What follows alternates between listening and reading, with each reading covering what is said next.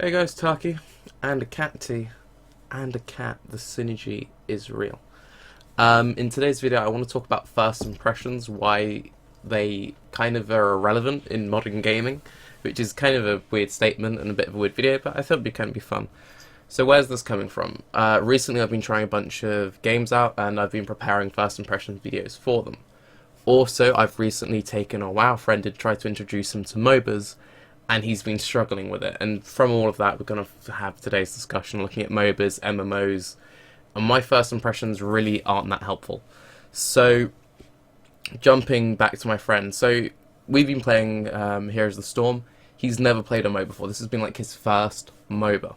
And I thought it'd be a good one because it's kind of simplistic. It cuts out a lot of the other, tedium you need to worry about, last hits, items, gold, all of that stuff. And I thought if I'm ever going to get him to enjoy MOBAs, because he's a hardcore PvP guy, this will be the one to do it.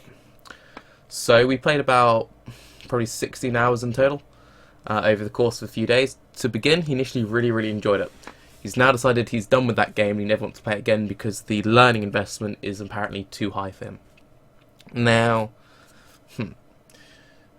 what's happened is he's gotten a first impressions from low-level, unranked games with a limited hero pool. From that, made a sweeping judgment of the entire genre in that it requires a very vast knowledge commitment to understand what all the heroes do, what all the moves do, what this, that, and the other does. Despite the fact that he plays World of Warcraft, which is a game with 10, soon to be 11 classes, I believe. Hundreds of moves, hundreds of fine details, loads of tiny little PvP mechanics, diminishing returns, fate casting, so on and so forth. But apparently a MOBA with only 4 moves is too knowledge intensive. Right? So, okay. We kept talking and we talked for a while, and this is kind of where this video has come out from. So recently I've been playing Overwatch and I've been preparing my first impression video for that game. Now, that is a game much like Heroes of the Storm, I imagine, when you actually break down the finer details. It's incredibly team-based, far more so than most other FPS, and even unlike games like Team Fortress 2, team composition is incredibly important because of the way the objectives have been mapped out. Yes, back in TF2, if you want to be competitive, team comp mattered to some extent, but just for like random queuing into games. The 6v6 nature of Overwatch and the way that the maps have been designed encourage a very intensive knowledge of counterpicks.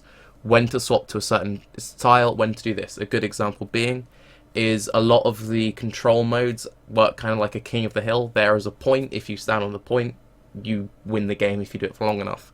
So a good strategy is you have a very aggressive lineup.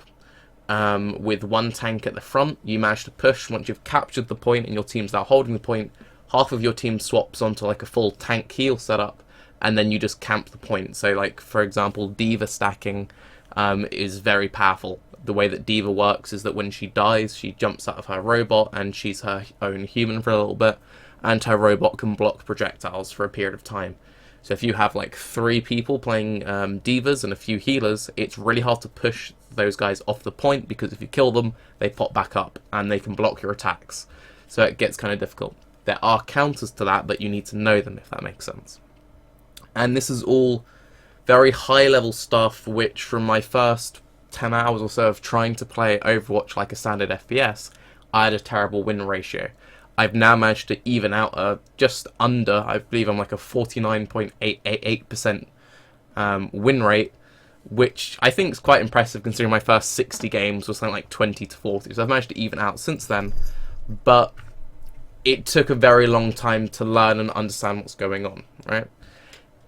Which is why, with this in mind, my friend's experience with the Storm, and just think about MMOs in general, I really question the validity of first impressions, because everyone makes first impressions. You get people who make actual videos based off it, and then you get the guys who log in, they play a game for 10 minutes, a few hours, and then from that very core experience they decide if they want to play the game or not. So, again, one of my favourite ARPGs is Path of Exile. Path of Exile has the highest barrier to entry of any game I can possibly imagine. I mean, it is absurd, the barrier to entry. And just to exemplify that point, I'm going to grab a quick prop. So this is my quick prop.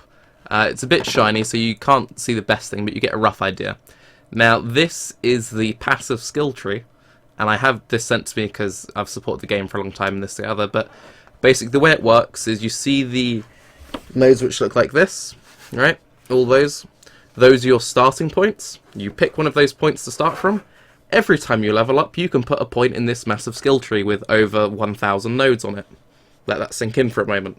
Now, as a new player, this is somewhat hard to wrap your head around. Right.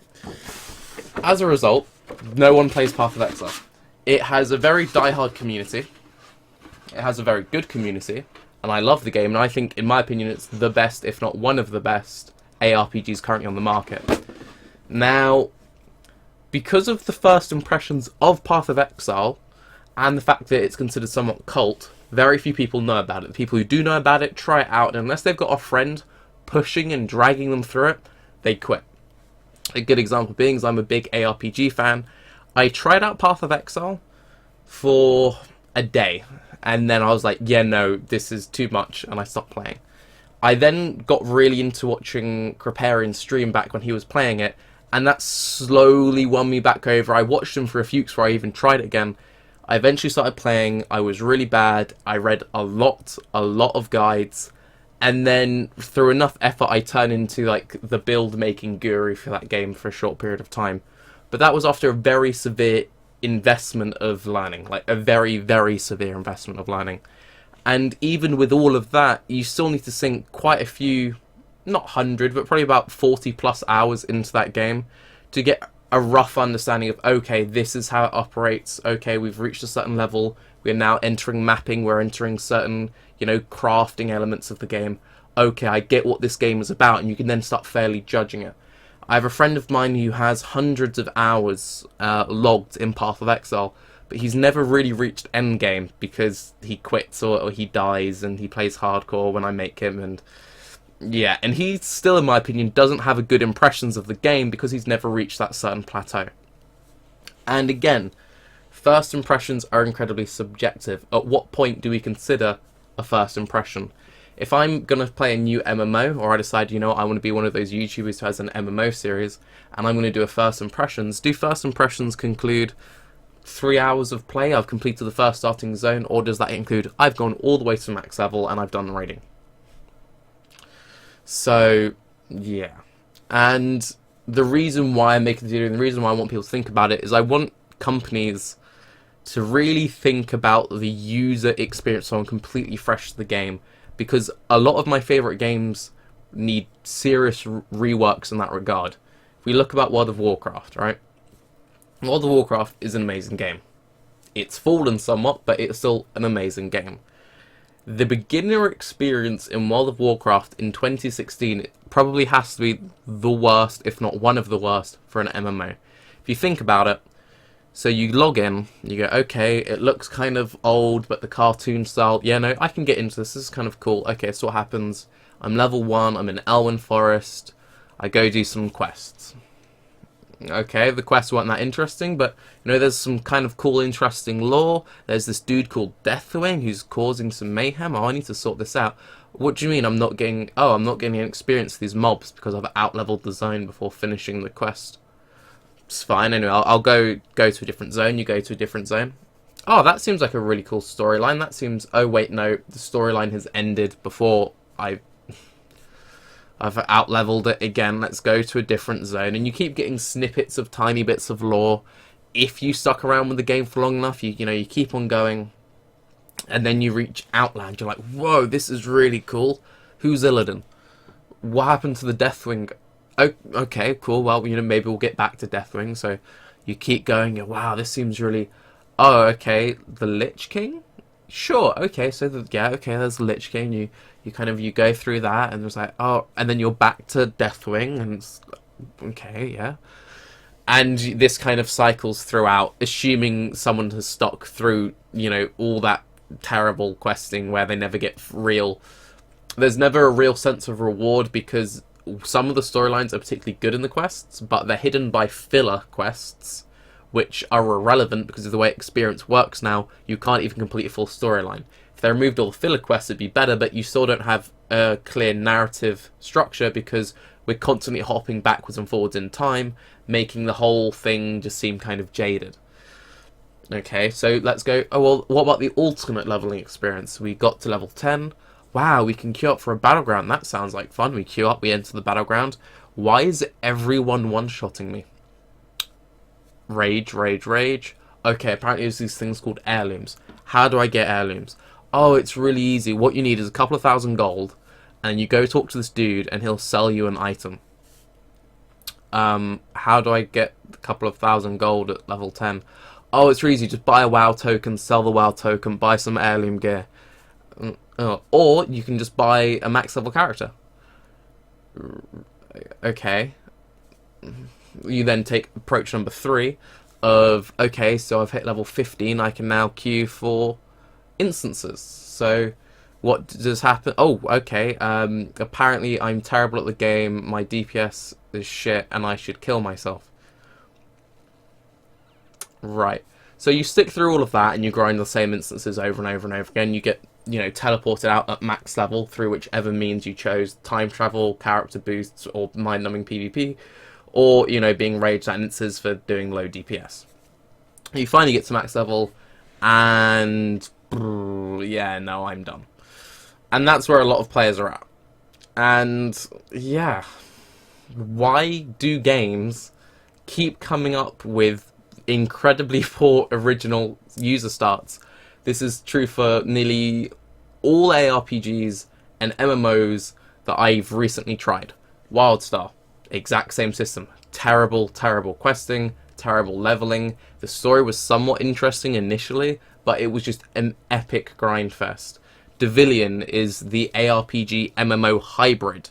I played that and stopped playing after a few hours because the questing was god-awful.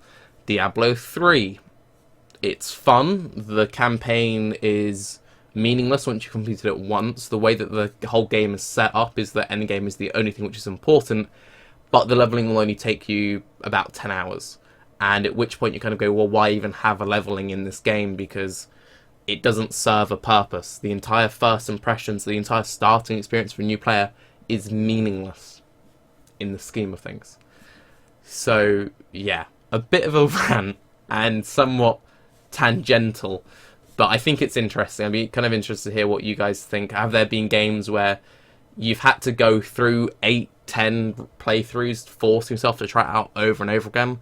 Games that you would enjoy, but you never got through that initial starting experience? And why do you think it is that companies aren't making games fun from the get-go, rather than, oh no, this game is great, you just need to invest 50 hours first? So yeah, I'm Tarky, sorry for the rambles, hopefully someone enjoyed it, have a good night, bye bye.